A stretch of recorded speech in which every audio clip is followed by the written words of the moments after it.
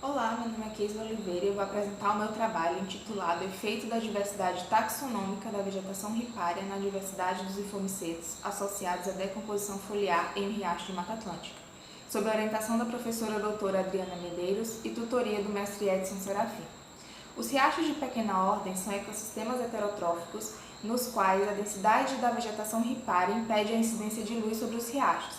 Desse modo, a matéria orgânica alóctone ela é extremamente importante para a ciclagem de nutrientes e manutenção da teia trófica a partir da decomposição, que é dividida em três processos que se sobrepõem: a lixiviação, na qual ocorre a remoção dos compostos hidrossolúveis e uma rápida perda da biomassa foliar, o condicionamento, no qual ocorre a colonização microbiana e a biomassa foliar é convertida em biomassa bacteriana e biomassa fúngica, e a fragmentação, na qual ocorre a abrasão física e o consumo por invertebrados fragmentadores.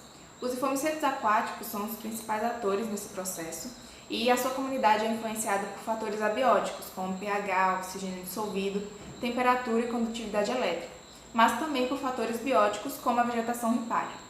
O objetivo desse estudo é compreender os efeitos da diversidade taxonômica da vegetação ripária na diversidade de ifomicetos aquáticos, e espera-se encontrar uma relação positiva entre esses dois fatores, de modo que a maior riqueza de ifomicetos esteja associada à maior diversidade de matéria orgânica.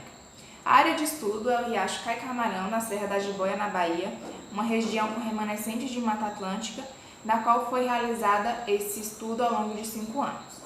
A metodologia é adaptada de Salles et al., na qual foram escolhidos 3 pontos equidistantes nesse riacho, e distribuídos 18 baldes em cada ponto, dividido em 3 fileiras com 6 baldes em cada um. Os 2 baldes mais pesados foram retirados, as folhas foram colocadas em bolsas de decomposição e incubadas por um período de 30, 60 e 90 dias. Após esse processo, ocorreu a retirada, as folhas foram secas em estufa, pesadas e identificadas a nível de espécie. Quanto aos ifomicetos, foi adaptada a metodologia de Barloche et al., para o processo de esporulação e identificação a nível de espécie dos ifomicetos.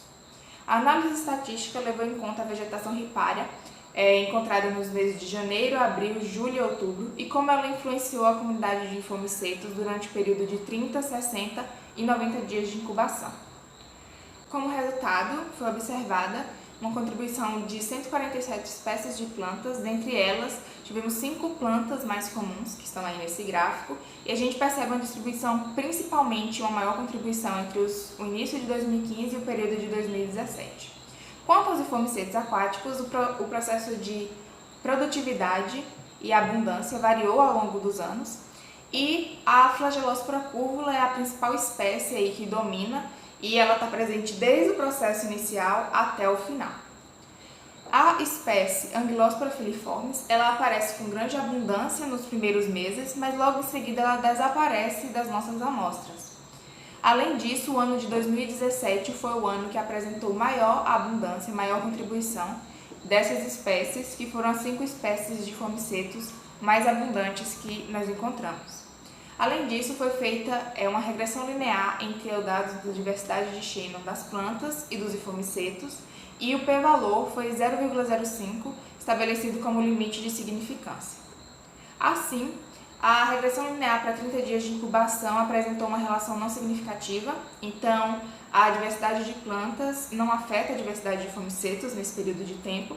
Isso pode estar relacionado com o fato das folhas tropicais levarem mais tempo para haver o condicionamento. Com 60 dias, a relação já foi considerada significativa e positiva, ou seja, a diversidade de plantas afetou a diversidade de ifomicetos, e assim a gente pode concluir que o crescimento dos ifomicetos está relacionado com esse bom substrato.